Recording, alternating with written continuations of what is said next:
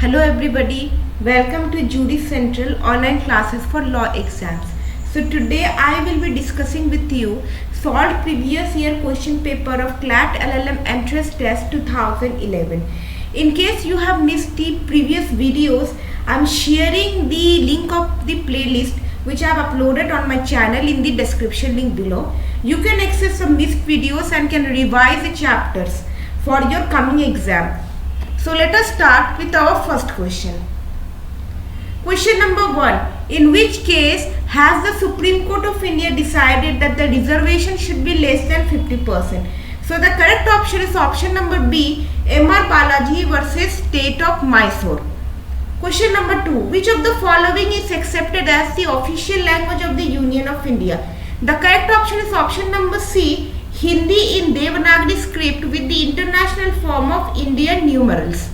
Question number 3. According to Dr. Subramaniam Swamy versus State of Kerala, use of Islamic principles in financial services where state has a share, so it actually will not be violative of the principles of secularism. Question number 4. What do you understand by horizontal application of rights? So it means fundamental rights enforceable against private persons. Question number 5. Interpretative value of preamble was discussed in. So it was discussed in option number A in Re Berubari case. Question number 6. Figure out the correctness of the following statement and identify which of the following 4 options are correct. The President can at any time withdraw an ordinance. So the correct option is option number D. An ordinance always will have to lapse. Question number 7. The power of pardon is vested in the. So it is vested in the hands of both President and governors. Question number 8. The golden triangle in Indian Constitution of. So Article 14, 19 and 21. These 3 articles are known as golden triangle in Indian Constitution. Question number 9. Hoext Pharmaceuticals Limited versus State of Bihar. The state made a law under entry 54 list 2 and center made a law under entry 33 of list 3. The laws overlap. Will repugnancy arise in such a case? The correct option is option number C. In this case, both A and B have to be satisfied. So the question of repugnancy under Article 254 clause A between a law made by Parliament and a law made by the state legislature arises only in case of both the legislations occupy the same field with respect to one of the matters enumerated in the concurrent list. And option number B, there has to be a direct conflict between the 2 laws. So like if both the options are satisfied, then only it will be held that there is a repugnancy. Question number 10. In automobile case, section 4 of the Rajasthan Motor Vehicles Taxation Act 1951 was challenged as violative of Article 301 of the Constitution. The Supreme Court held that compensatory taxes and regulatory laws are outside the purview of Article 301. Option number A.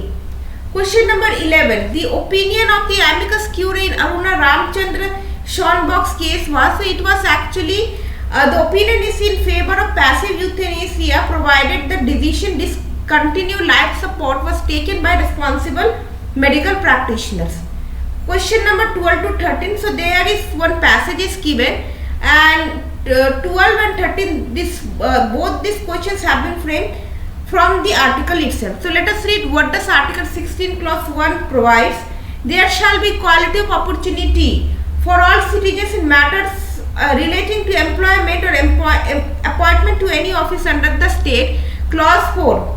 Nothing in this article shall prevent the state from making any provision for the reservation of appointments or posts in favor of any backward class of citizens which in the opinion of the state is not adequately represented in the services under the state rule 13 of the subordinate services rules 1958. Notwithstanding anything contained in these rules, the government may by order exempt for a specified period any members belonging to a scheduled caste or a scheduled tribe and already in service from passing the test of promotion from lower division clerk to upper division clerk. So this article actually provides caste based reservation under Article 16. So what is the question? In the light of the above and decided cases, will equality of opportunity permit reservations to be made in promotions? So option number C, no, reservation is possible only at the stage of appointment. Option number C, because there are so many cases which have actually decided, like the latest case of Mukesh Kumar versus State of Uttarakhand, wherein the Supreme Court has held that promotion and reservation is not a fundamental right, although it is given in the article itself that reservation can also be provided for the members of SCs and STs, but according to the Supreme Court, it says that it is not a fundamental right. Question number 13. Will the rule be struck down on the test of classification? So the correct option is option number D. Equality of opportunity in Article 16 clause 1 will not allow any classification to be made. So here the correct option is option number D. 14. Again there is one passage and you have to answer question number 14 after reading the passage. Now the question immediately arises to what is the requirement of Article 14? What is the content and reach of the great equalizing principle enunciated in this article? There can be no doubt that it is a founding faith of the Constitution. It is indeed the pillar on which rests securely the foundation of our democratic republic. We must reiterate here what was pointed out by the majority in E.P. Royappa versus State of Tamil Nadu, and namely that from a positivistic point of view, equality is antithetic to arbitrariness. In fact, equality and arbitrariness are sworn enemies. One belongs to the rule in a republic, while the other to the whim and caprice of an absolute monarch. Where an act constitutional law and is therefore violative of Article 14. Article 14 strikes at arbitrariness in state action and ensures fairness and equality of treatment.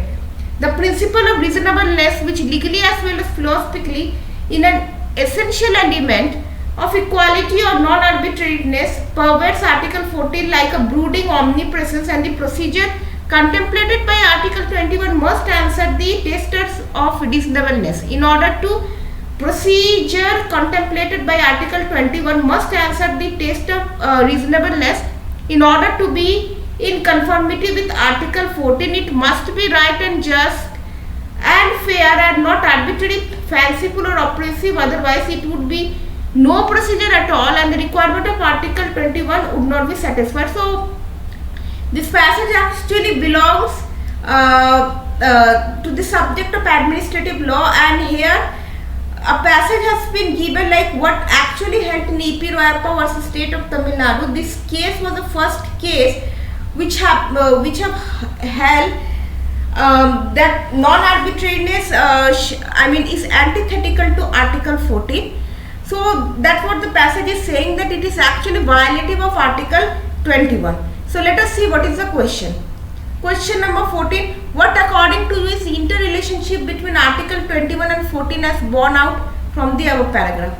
So the correct option is procedure under Article 21 should satisfy the claims of reasonableness under Article 14. So procedure under Article 21 has to be satisfied to claim that the a reasonable decision has been made at Article 14, and this is not violative and this is not violative of Article 21, to prove that there has been an arbitrary decision. Question number 15 to 16. So figure out the correctness of the following statement and identify which of the following statement is correct. Question number 15. A procedure which is arbitrary will definitely run counter to equality. So this question is actually correct. The statement is correct, like we have already seen the previous para, where a statement, a judgment in E.P. Royappa case, it was held that arbitrary is actually antithetical to Article 14, which is equality.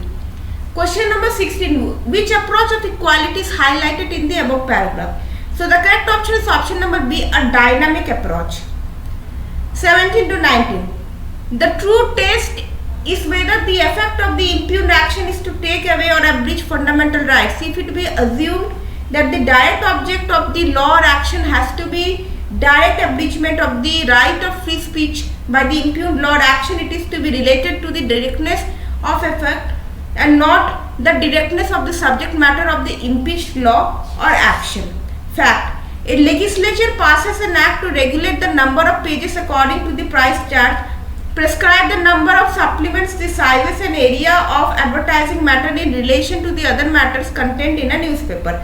Penalties are also prescribed for contravention of the provision of the act or order. The state seeks to justify this act in the interest of general public. So this passage is actually prescribing and stating about the true test about how to determine that the impugned action is actually taking away or shortening your fundamental rights, is cutting your fundamental rights. So here the fact is given and now you have to answer according to the fact. The question which is in the next page. Applying the aforesaid test, will such an act violate the fundamental right of freedom of speech and expression? So they are asking that whether the limitation to the size and area of advertising in the newspaper amounts to abridging or taking away the fundamental right. So the correct option is option number B. It will not violate because the subject matter of the law is regulation of circulation, not freedom of speech and expression. So the correct option is option number B. 18. Is commercial speech part of freedom of speech and expression? So the correct option is option number C. Commercial speech is a part of the freedom of speech and expression guaranteed under Article 19 Clause 1 Subclause A of the Constitution. 19. Will the state be successful in its defense that the action is taken under the interest of the general public? So the correct option is yes, because newspaper private page control is in the interest of the general public. Option number A. 20. Article 74 Clause 2, the question whether any and if so what advice was tendered by ministers to the President shall not be inquired into in any court. The light of Article 74 Clause 2 and decided cases. Test the correctness of the following. Statement 1. The courts are justified in probing as to whether there was any material on the basis of which the advice was given and whether it was relevant for such advice and the President would have acted on it. Statement 2. When the courts undertake an inquiry into the existence of such material, the prohibition contained in Article 74 Clause 2 doesn't negate the right to know about the factual existence of any such material. So here what is that? So in this case both statements are incorrect, because once it is given that whatever the Council of Ministers tendered advice to President is not subject to any judicial review, then in this case both the statement actually becomes incorrect. The two main competing definitions of contract in the common law are. So the correct option is option number A. Contract is a promise, a set of promises which the law will enforce, and contract is an agreement giving rise to obligations which are enforced or recognized by law. 22. One of the basic principles of the common law contract is, so the basic principle that the parties to a contract are free to determine for themselves what primary obligations they will accept. 23. Contract adhesion are. So it is actually contrary to the idea of freedom of contract. Option number A. Contract adhesion also means unilateral contract, one-sided contract. 24. When one states that the law leaves a contractor free from interference until the time for fulfillment has gone by, and therefore to break his contract if he chooses, what one really means is. So in this case, law doesn't actually compel the performance of a contract, it merely gives a remedy, normally the damages for breach. 25. The Indian Contract Act 1872 doesn't recognize the general principle of, it doesn't recognize the general principle of bad faith, it only recognizes the general principle of good faith. 26. Unlike in civil law, in common law, an offerer is generally allowed to withdraw the offer before it is accepted. The approach of common law is dictated by the, this approach is dictated by the absence of acceptance of the offer. 27. A calls up B and asks, will you sell me your house? SMS me the lowest cash price. B's reply by SMS was lowest cash price for my house is rupees 1 crore. A immediately sent another SMS to B stating, I agree to buy your house for rupees 1 crore as asked by you. B did not respond and subsequently sold the house to C. B's SMS to A was, so it is actually an invitation to receive offer. 28. The difference between an offer and invitation to offer is that, so it is the correct option is option number D, both A and C. Invitation to receive, the difference is an offer is definite and without ambiguity, and an invitation to receive offer is a mere statement with scope of further negotiations, and an offer when acceptance becomes a contract, whereas an invitation to receive offer can only lead to making of an offer. 29. As per the objective test of offer. So what do you mean by objective test of offer? What actually prescribes the objective test of offer? So it says, once a party have by all outward appearances agreed in the same terms on the same subject matter, then neither can generally rely on some unexpressed qualification or reservation to show that he has not in fact agreed to the terms to which he had appeared to agree. Option number A. 30. As per section 4 of the Indian Contract Act 1872, an offer is said to be accepted. So when it is said to be accepted, like when the acceptance is put in the course of transmission and is beyond the control of the acceptor. Option number B. 31. As per the last short doctrine. So what does this doctrine mean? So it means where communications are exchanged, each is a counter offer. So that if a contract results at all, it must be on the terms of the final document in the series leading to the conclusion of the contract. Option number A. 32. As per the mirror image rule, so it is actually option number B. The acceptance should be unconditional and thus should correspond to the offer. 33. A domestic arrangement lacks contractual force because there is a lack of legal intention to be bound by such arrangement. 34. As per the Indian Contract Act 1872, there is privity of contract, but there is no privity of consideration. What Indian Contract Act actually says that privity of contract is, it actually prescribes for privity of contract, but there is no rule as such to privity of consideration. 35. As per the Indian Contract Act 1872, consideration can be past, present and future. Option number A. 36.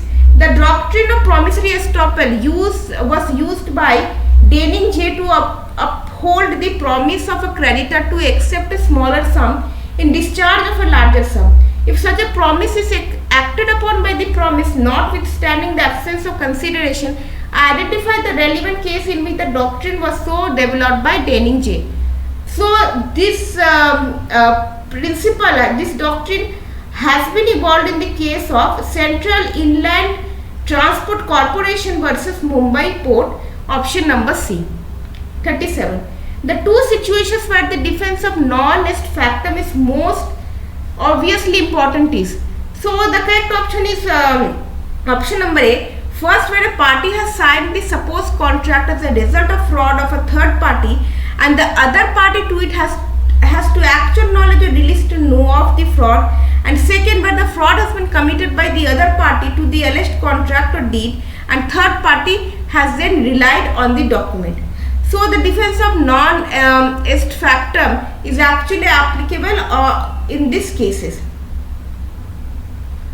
38. An insane person enters into a contract with another during the period of insanity. The contract so entered is a. So in this case, the contract so entered is a valid contract.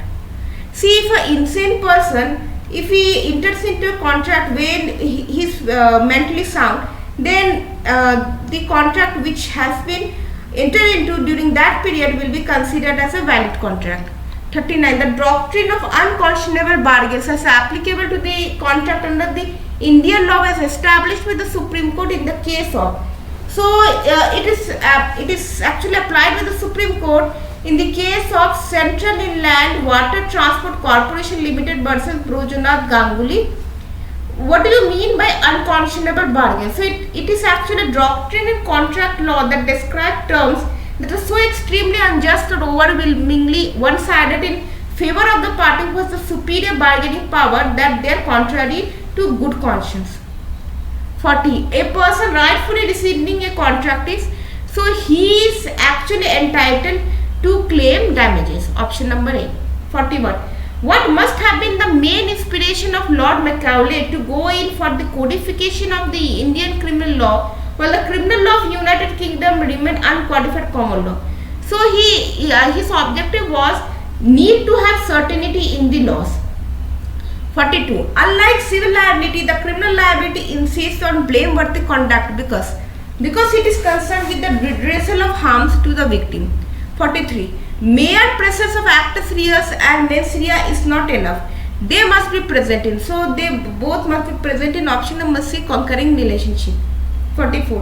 Which of the following is a continuing offence? So the correct option is option number B. By force or deceit compelling a minor girl to be moved from one city to another for illicit sex.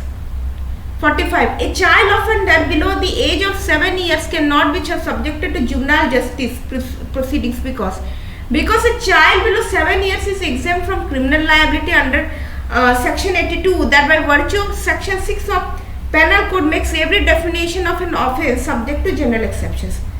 46. Strict criminal liability means, so it means liability irrespective of mens rea. 47. A person who removes a purse from a dead accident victim's pocket commits the offence of. So he actually commits the offence of dishonest misappropriation under section 404.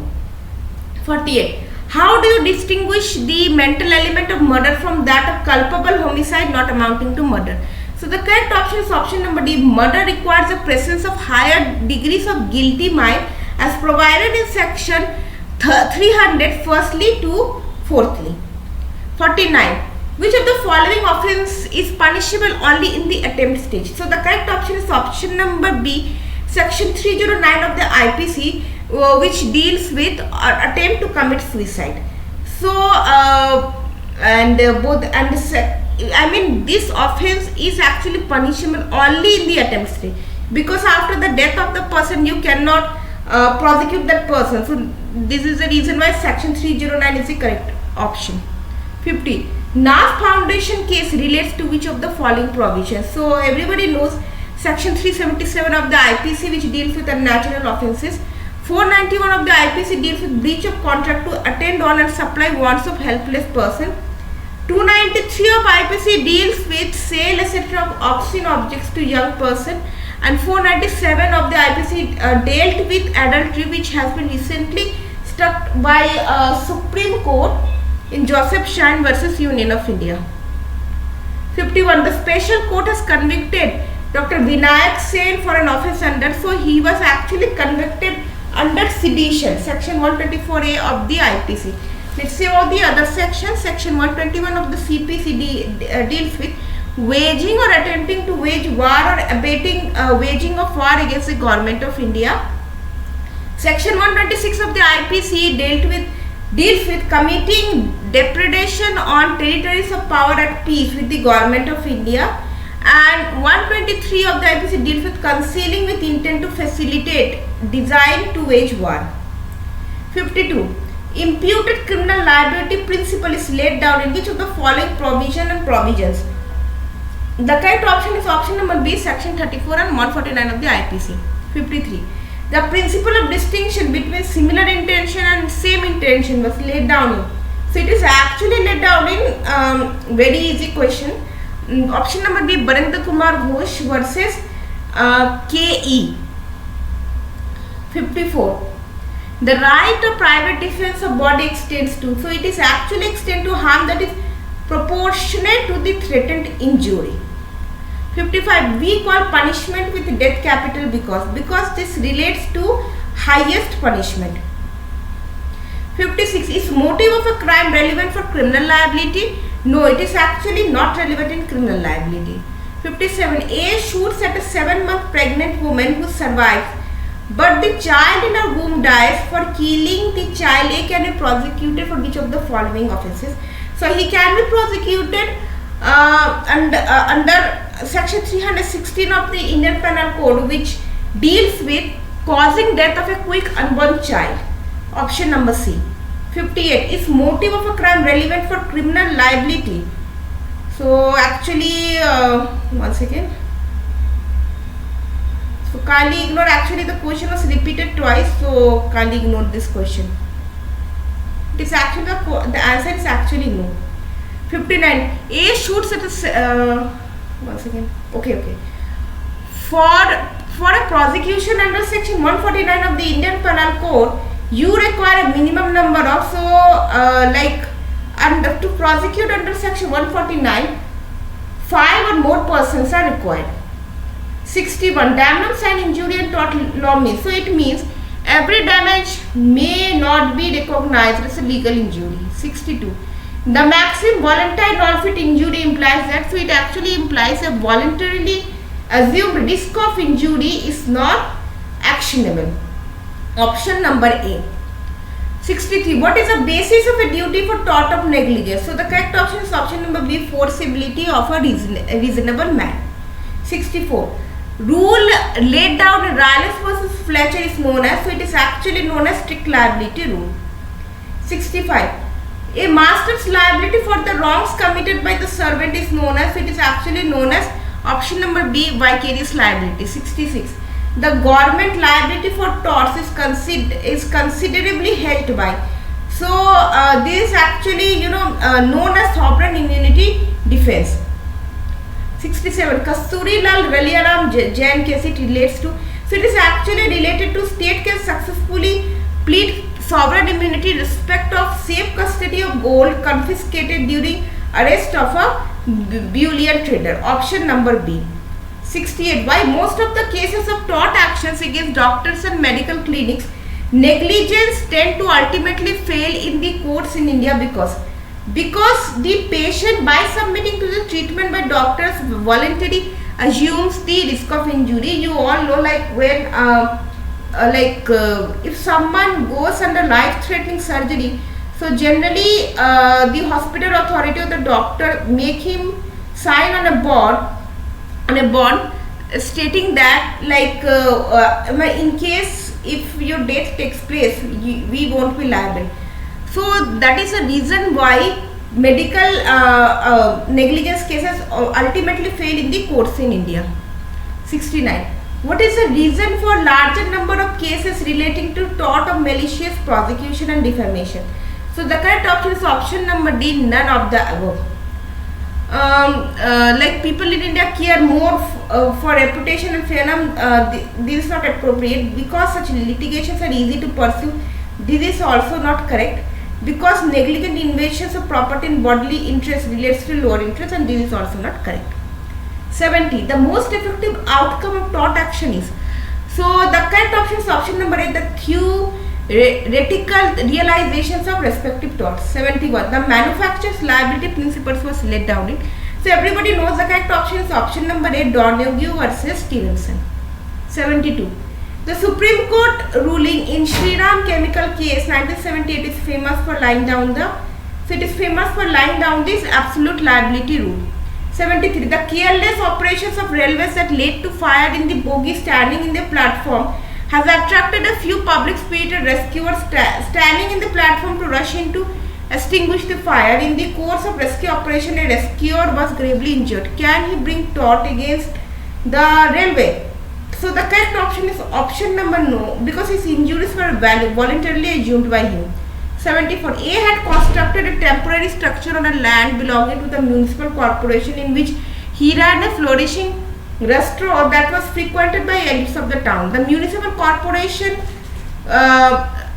corporate constructed a huge public toilet in the plot adjoining A's famous restaurant. Does A have any remedy under tort law? The correct option is option number A. He has no remedy because he didn't own the plot. This question has also been asked in the previous year question papers of DU LLM test and other LLM entrance exam also. 75.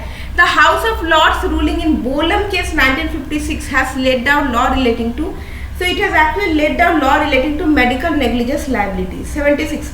A plaintiff in a tort action seeks, so it actually says unliquidated damages. Liquidated damages are sought only under Contract Act.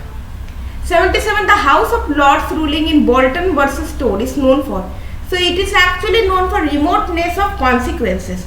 78. Actio persona moritur cum personalia moritur cum persona maximis, so it means extinction of liability by death. 79. The very fact that tort law provides remedy for international faulty, full and faultless invasions of bodily and property interest means, so it actually means according to protection to victim against all kinds of invasion of interest. 80. Rule of res ipsa loquitur relates to tort of, so it actually relates to the tort of negligence. 81. According to Hart, law is the union of primary and secondary roots. Which one of the following is not the secondary roots? So the correct option is option number B, rules of change. They are asking which one of the following is not the secondary roots. So the correct option is option number B, rules of change. 82. A works for murder under a contract. A's right to get remuneration from B is, so it is actually right in personam. 83.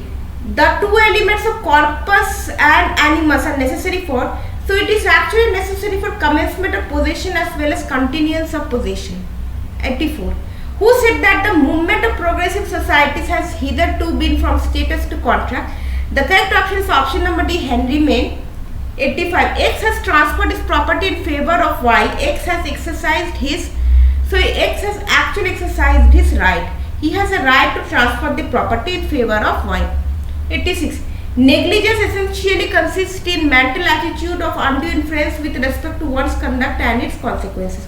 This statement represents, so this statement actually represents subjective theory of negligence, because subjective theory of negligence deals with mental attitude of undue indifference with respect to one's conduct and its consequences. 87. Who has propounded social contract theory in terms of general will? So the correct option is option number C. Here the term general will is involved, so the correct option is option number C, Rousseau. 88. Volksgist is associated with, so it is actually associated with option number B, von Savigny. 89. Who said that the end of law should be to satisfy a maximum of wars with a minimum of friction and waste? So the correct option is option number B. This has been stated by Pound, where he is actually discussing the purpose of law. 90. According to one of the theories of corporate personality, only human beings can properly be called persons, and therefore juristic persons have no real personality. Identify this theory from the following. So this theory is actually known as option number 5, fiction theory. It says that only human beings can properly be called persons, and therefore juristic persons have no real personality. 91. According to some on malice in law, so it means an act done with wrongful intention. 92. Who amongst the following is the supporter of the interest theory of rights? So the correct option is option number C, Ehring. 93. Who among the following is not a proponent of realist school? So the correct option is option number D, John Finnis. 94. The idea of obligation lie at the heart of the rule, and people obey law due to a sense of obligation and not because of a habit of obedience. Who among the following is well known for this statement? So the correct option is option number C, Hart. 95. Who wrote Taking Rights Seriously? So the author is option number B, Ronald Dworkin. 96. Who justified jurisprudence as lawyers' extroversion? The correct option is option number C, Julius Stone.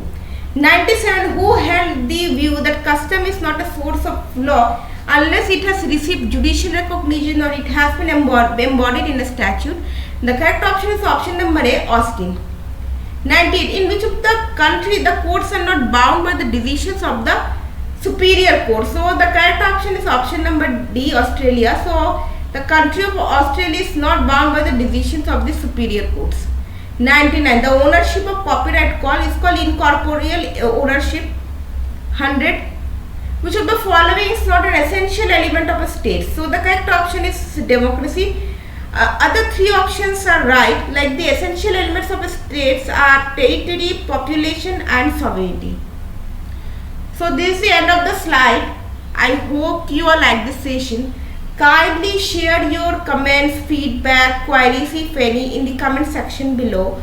Also, I would be bringing a live class of model question paper for the upcoming exam, where I will be putting questions to you and you would be giving me the answer. And I must assure you that the sessions would be fun for all of us. So kindly do not forget to join the session. We will soon bring that session. And before leaving, I would request all of you to kindly like, share and subscribe the channel. If you do not want to miss any updates of the upcoming CLAT exam by the videos which I like regularly post for boosting your preparation. So with this note, I am signing off. Have a great day.